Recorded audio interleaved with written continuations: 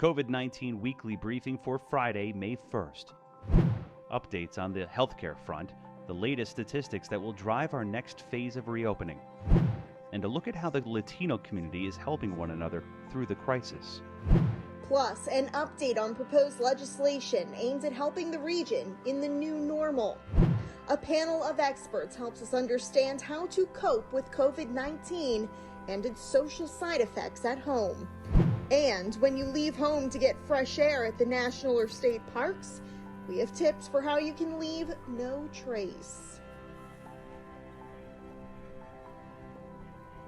Good morning, everyone. Thank you for joining us live online and on air for this COVID-19 weekly briefing. I'm Chris Barrett for the COVID-19 briefing team, now in our fourth week. This week we have a lot of timely information for our viewers, and we hope you'll be able to share this if you're streaming live on Facebook or on YouTube.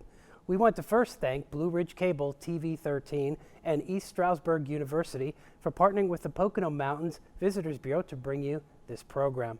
Remember, you can get up-to-date information at our website, poconomountains.com/COVID-19. First, let's take a look at the numbers.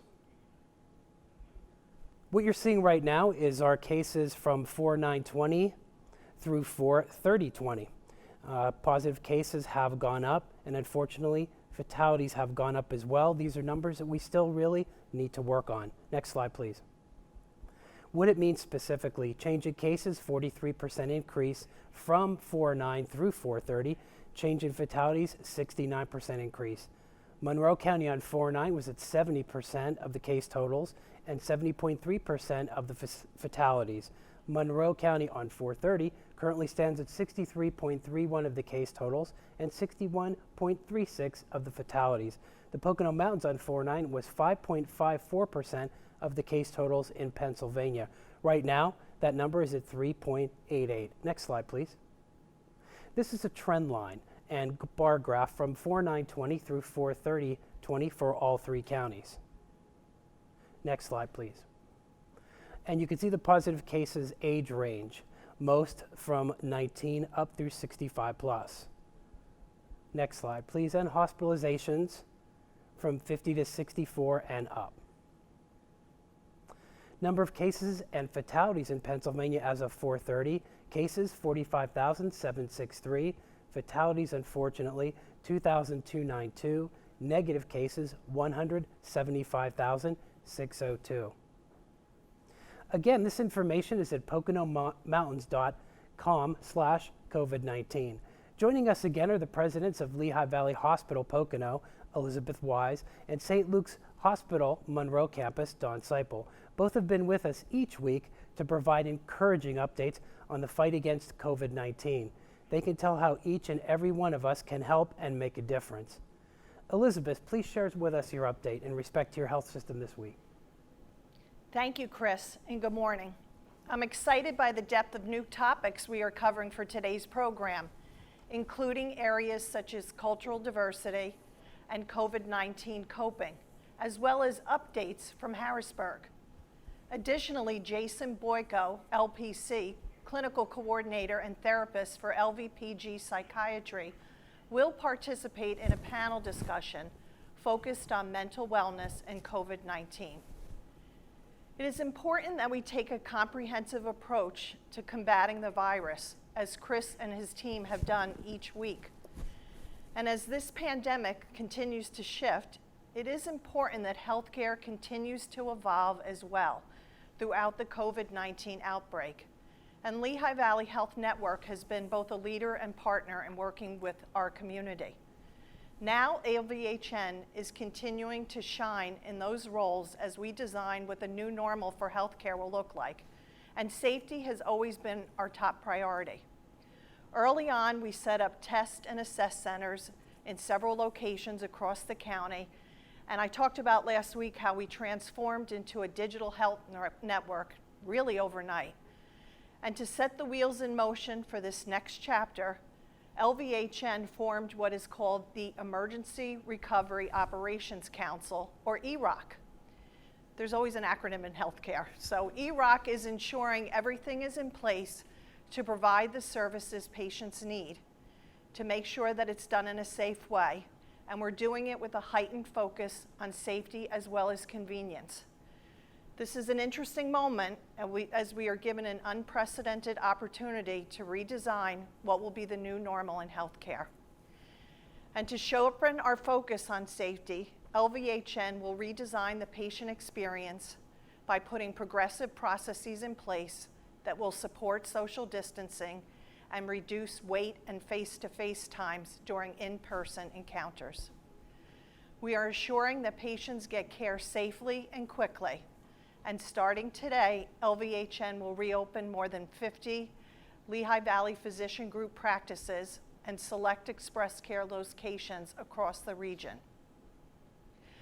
Currently at Lehigh Valley Hospital Pocono, we are seeing less critical care patients, particularly those that involve a breathing tube and a ventilator support. We are seeing the same numbers of patients that require medical care, but more of the patients that come in for testing are testing negative, which is a good thing, and in concert with my theme of hope that I've shared with you every week and will continue to do so. I also wanted to share a fun, celebratory, and hopeful moment inside our Lehigh Valley Hospital Pocono walls. Early this week, our colleagues enjoyed a pop-up party featuring uplifting messages featured on posters by fellow leaders. There was some singing involved. I did not sing, which is probably a good thing. And we sang songs such as Journey's Don't Stop Believin' and the theme from the movie Rocky. It's these kind of moments that help keep hope alive. Thank you, Elizabeth, for continuing to instill hope in each one of us. We turn now to Don Seiple, president of St. Luke's Hospital, Monroe campus, for the situation update there. Don. Yeah, thank you, Elizabeth. You'll see I took the opportunity to build on Elizabeth's theme of hope, because I do think that is something we need to really have in this during this pandemic. But hello, everyone. I know it's May 1st, and it's not the beginning of spring, but for me it feels like it is. This past week I was talking to some of my coworkers, and I mentioned to them that how time had been flying by, and then COVID-19 hit, and time seemed to come to a complete standstill. The last 6 weeks has felt like 6 months, but I'm starting to see signs of hope. The hope that spring brings. The trees are budding, flowers are peeking out of the ground, and animals are busy at work. Like spring, we are seeing signs of hope with COVID-19 virus. In our hospitals, we continue to see a noticeable decrease in the number of patients being hospitalized due to COVID-19. The number of new COVID-19 cases in Monroe County continues to decrease, and starting today, the governor has approved the opening of some recreational businesses. During these extraordinary times, St. Luke's continues to provide extraordinary care. While we remain committed to meeting the needs of our COVID-19 patients, we are also preparing for our new normal. We are ready for you. It is extremely important that we continue to manage our health during the COVID-19 pandemic. Patients have been able to receive care from their healthcare providers through video and virtual visits, at urgent care facilities, and in the emergency department if needed. Unfortunately, many of these elective procedures that are normally available to manage our health were not accessible due to the restrictions which were put in place to fight COVID-19. Earlier this week, the Pennsylvania Secretary of Health, Dr. Rachel Levine, announced that hospitals may resume elective procedures. St. Luke's is preparing to resume these elective procedures on May 11th. Rest assured, St. Luke's is taking every precaution to ensure your safety within our hospital and our outpatient facilities, allowing you to continue to receive the care you need to keep you and your family healthy. It's time to make your health a priority again. I'm confident we will continue to see signs of hope and prosperity as your economy begins to open up and we return to our new normal. We will begin to move more freely and learn to live with COVID-19 as we continue to practice social distancing and universal masking. These simple measures have helped to flatten the curve and have minimized the impact that COVID-19 has had on our community. It is these measures that are going to allow us to coexist with COVID-19 and return to our new normal. It is important to be conscious of how this pandemic and quarantine has impacted our lives. Later in the show, our experts are going to provide some great advice on how to adjust and live within this new normal. I wish you and your family a healthy and safe week. Thank you both for your professional guidance these past several weeks and going forward. We are blessed that these two health systems are in the Poconos, working together against our common enemy. We'll be joined by some healthcare professionals a bit later in the program to discuss how to cope with COVID-19. But first we want to take a look at one of our communities that is often impacted in different ways, whether it's due to culture or socio-economic backgrounds. They have a great story to tell. The Latino community is banding together to overcome this crisis, and Jim Hamill with the Pocono Television Network shows us how. Hola, hola, hola, hola amigos, bienvenidos a Mano a Mano con Cristina Luna.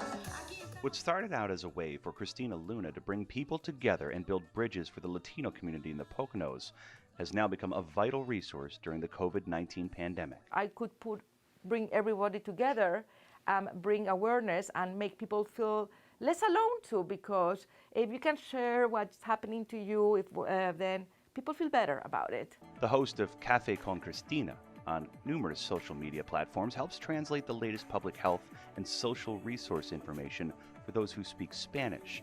14% of the population in Monroe County, 9% in Pike County. It's important that Spanish speakers get accurate information in a timely fashion so that we're able to ensure that they're adhering to the regulations for their own safety and the safety of others around them. Dr. Damarie Bonilla serves on the school board in East Stroudsburg and on Governor Wolf's Advisory Commission for Latino Affairs.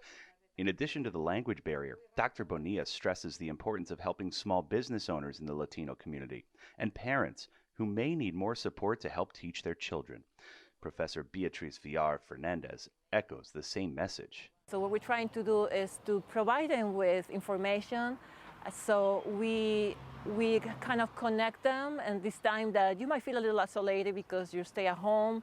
And so our purpose is to kind of bring that information to them in different areas. From podcasts to videos to weekly virtual meetings, this community is better served thanks to these and many others answering the call to help. There's many things that you can do. You can help a neighbor. You can ask a friend, call a friend that you know is living alone. So I think that through this time, we know it's difficult, but there's something that we all can do to make it a little less difficult. Members of Flecha, or the Federation of Latinos for Education about the Culture of Hispanic America, have been busy translating the latest public health information, even featuring regular segments with hospital officials. But most people have homemade masks. Luna admits it has taken time to bring awareness for many issues affecting Latinos in the Poconos, and this crisis requires whatever it takes to bridge what divides us and bring people together virtually and with a consistent message. I realize that people watch so much TV and other information that sometimes is not too reliable, and they get all crazed and panic. So I thought, let's bring them local information and real information so that they can know what's happening and how to protect themselves and feel that somebody cares about them, because when there's a crisis and you're in survival mode, you feel very lonely and people are very edgy. So if we bring the community together and we give them the services that they need and we help them, then that's good. One more way they're helping, encouraging takeout on Mother's Day weekend from Latino-owned restaurants in the Poconos. Call the restaurant and pick up some food to go. It's an opportunity to access cultural food on Mother's Day weekend, still celebrate in some of those traditional ways that you're used to, not having to cook and supporting a small business while you're at it. Jim Hamill for the Pocono Television Network. There are many areas of our society affected by this crisis, and lawmakers are looking to alleviate issues with directed public policy. Two of those potential issues have to do with limiting liability when businesses begin to reopen and recover, and regulating short-term rentals in the times of crisis in the Pocono Mountains. We sat down with Senator Mario Scavello at his Scott Run office for his take on these two topics. We've had a tremendous boost in population. So folks say, well, we see a lot of New York City and New Jersey plates. You are, because the governor took about 3 weeks to ban it for a month. And unfortunately, by the time he made that step, these folks were up here for quite a while. And if you notice, we had those high numbers in the beginning. You know, when you bring in a 3-bedroom home 6 vehicles, you overpopulated that house. And if you had more than, if you had one person infected, it spread fairly quickly.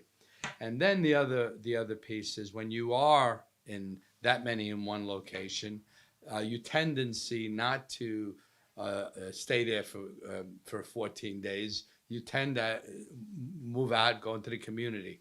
And unfortunately, I believe that helped grow our numbers early on. These businesses don't realize, because they are a business, they don't realize that if we didn't nip it in the bud, if we don't slow the spread in April and early May, if we don't slow that spread down, there won't be a summer business for them, because this will continue into the summer.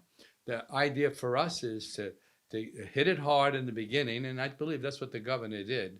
And hopefully we can see an end to it, and you see the flattening of the curve. If you see 6 vehicles in front of a house, if you see that type of stuff, go on my Facebook, put the complaint in right to the Secretary of Health.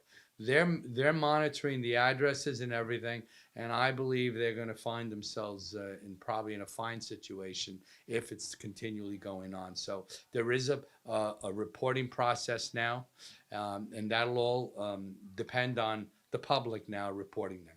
All it takes is for one person to get infected in a household, and if you got too many people in that house, well, guess what's going to happen? It's going to spread. We're asking people really follow the governor's order. Go for a couple more weeks if you can, and then you'll have a good summer, and we'll all be much healthier for it. That spread of that virus will be pretty much slowed down. That's what we're looking to do. There's no way that you can prove it. You got it there. You could have brought it there. You know what I mean? Unless you were tested before you went in, you could have brought it there. It's a very difficult thing to prove.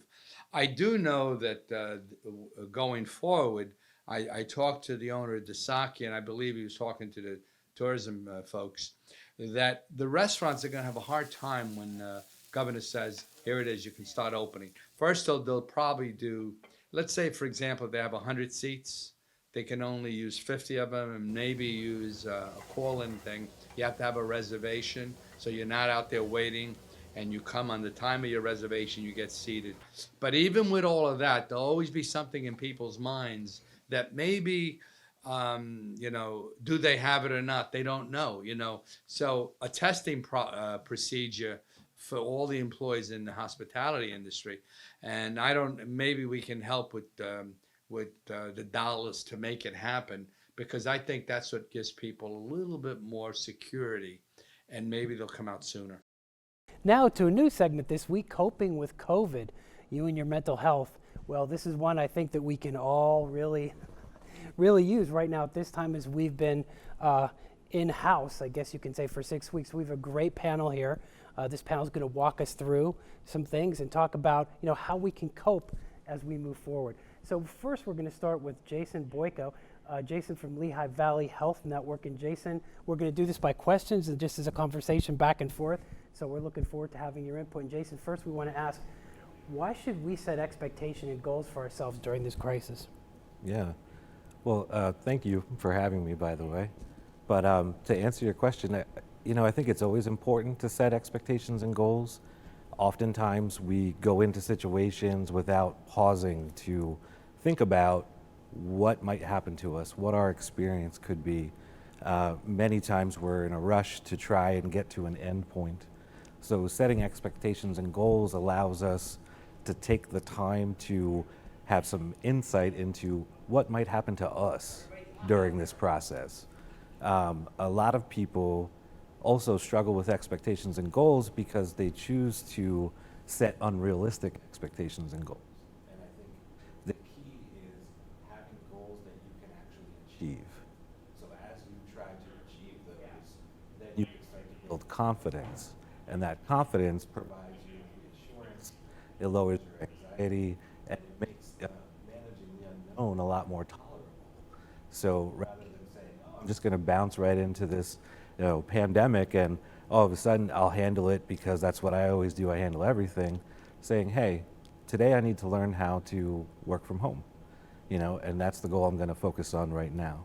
So breaking it down to those realistic expectations so that we're able to build that confidence and lower that anticipatory anxiety so many of us experience.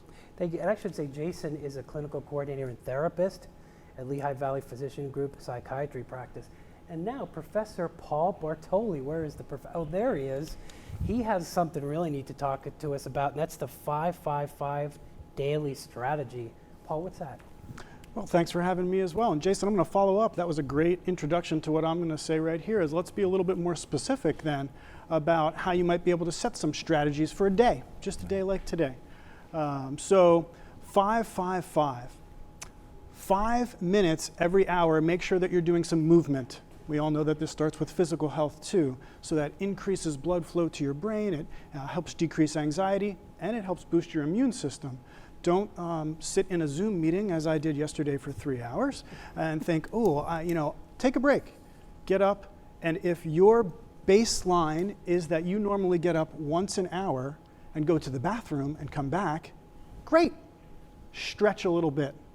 Maybe the next time you get up to go to the bathroom, do a lap around the living room, do a lap around the kitchen, or better yet, go outside.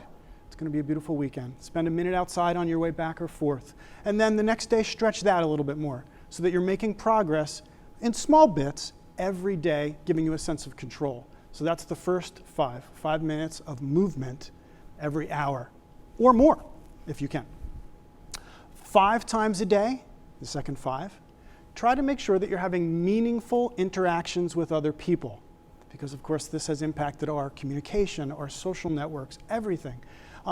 Meaningful communication can be things like interactions, it can be texts, it can be online, it can certainly be in person though as well, which is what we're all missing a little bit more of. If you have to make a run to the grocery store and normally you would say thank you to someone working there, stretch it. Thank you for being patient as I dropped my eggs on the floor. Whatever it happens to be. So you've stretched your interaction a little bit. You've taken control of that interaction, helped the other person and yourself. Meaningful interactions. They're easy to do when it's a celebration day in your family. Today is May Day. So as we know, a day that was celebrated as kind of a day of renewal. It's also my wife's birthday, so happy birthday. And so it's easy for me to celebrate today and stretch those interactions. But for you, it might be a little bit harder.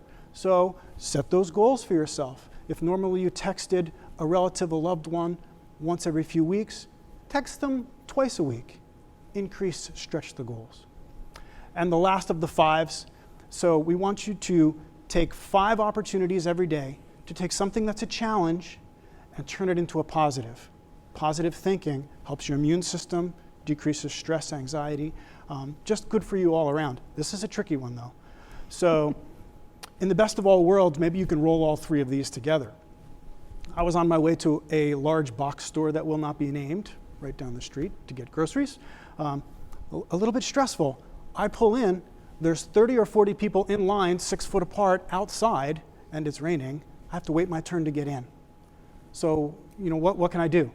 Because immediately I'm thinking, the negative thought came in. So I stop that thought, I try to set some goals. I park at the end of the parking lot. That gives me my first 5. I get to walk a little further, increase my physical activity. I am in line now in the middle of the road because the line is so long. True story. And so I take the opportunity, I make eye contact with the person in front of me in line. Normally I would nod and say hi. Nod, say hi, say, can you believe it? We're in the middle of the road while this traffic is going by waiting to go in. Make a joke about it, we have an interaction. Stretch it a little bit longer. That human connection, very, very important. And then by the end of the trip, I can think to myself, wow, I took something that was originally a negative, a little thing maybe, but those are sprinkled throughout your whole day. Take that little negative, spin it into a positive, make some progress on our strategies or our goals, and I can feel like I'm taking control of this situation. when so much of the world seems out of control at all times. Thank you. And Dr. Bartoli is a professor of psychology here at ESU. Thank you, Doctor. That was really good. Now I'm going to turn to another doctor, Dr. Kanani. Doctor, can you tell us, this is one that you can work with all the time, how do we manage relationships with our coworkers, especially now since we're all working from home? Yeah. I'll reiterate the thank you for having me on and really taking on an important subject right now. I think that the key word I would use in terms of relationships with coworkers is empathy. I really think that at this time, everyone is going through so many different struggles at so many different levels and so many different layers. And we may not know what the other person is going through. You know, you're going to work, you're having a Zoom meeting with somebody, and what did they just walk in from? So remember to be very empathetic with all your communications and your interactions with people at this time, because it is a difficult time. And from day to day, it's changing for everybody. We're going through a lot of different emotions every day, so that is coming in with your coworker every day. And you know, try to be as empathetic as possible, and make it a little better for them. You know, give them an extra smile. Use one of these stretch moments that we just heard about to make the interaction more pleasant, and give a little room, because we're all going through a struggle right now. And we are. Thank you, Doctor. And doctors with St. Luke's Psychiatric Associates, Doctor, that was good advice. Finally, Kate Curry. Kate, Assistant Professor, Early Childhood Education at Northampton Community College. That's at the Monroe campus. And Kate, a lot of folks are at home with their kids right now. They're homeschooling them. And we hear this quite a bit. We've had a lot of people ask us to talk about this subject. So with this homeschooling, the pressures and the confusion, and it's a time of crisis, what do parents do? What do you say to those parents? Yeah, I think one of the most important things is to remember that you're not having to take on the role of the actual teacher. Sometimes, and I've said this myself, I'm a teacher myself, I can't homeschool my own kids, that would be terrible. And it's not about being their teacher, it's about being their parent. You were their first teacher, and you don't have to set a schedule that has gym and lunch and all these things. Your job is to teach them the things that they need to know in order to be prepared for their future. And the schoolwork will still be there when all this is over, but your time with them will not be. And so I think just initially to remember that you have already been teaching them for all these years. You don't have to be their first grade teacher, you are their parent. And so to trust yourself and to give yourself a break, knowing that you already have the skills that you need to prepare them during this time. Thank you. And I wish we had more time for this august panel with this this great advice, and we want to have you guys back again. We have a little bit more time, and we could do a little bit more research into this, but I have a feeling that this is really going to be something we're going to be talking about for a long period of time as we continue with this pandemic, and I think it's a topic that a lot of us have on our mind. So we'll thank you guys again, and we want you to stay here. We're going to have you back again. So now we're going to turn to something else, the topic of outdoor recreation. While many places remain closed, national and state parks in our area have stayed open and have been one of the only sources for comfort and stability for many of us as we grapple with the new normal. Unfortunately, that has led to some issues. Brianna Strunk with PTN shows us ways to leave no trace. The Delaware Water Gap National Recreation Area is a beautiful place to visit this time of year, but lately, it's been super busy in the park over the last few weeks. Traffic may be slow today, but on weekends, it looks like this. Because of that, it's been really hard to adhere to some of our CDC guidelines for social distancing. National Park Service spokesperson Kathleen Sant says crowds and congestion equals trash and vandalism. We urge you to pack out all of the trash that you bring in with you and take it home and dispose of it properly. That includes the latest form of litter, masks and gloves. All park facilities, including bathrooms, are currently closed. An additional challenge, summer seasonal employees aren't on duty yet. It's extremely difficult for the small staff that we have right now to be able to keep up with the increased visitation that we're seeing. Here's some easy ways to recreate responsibly.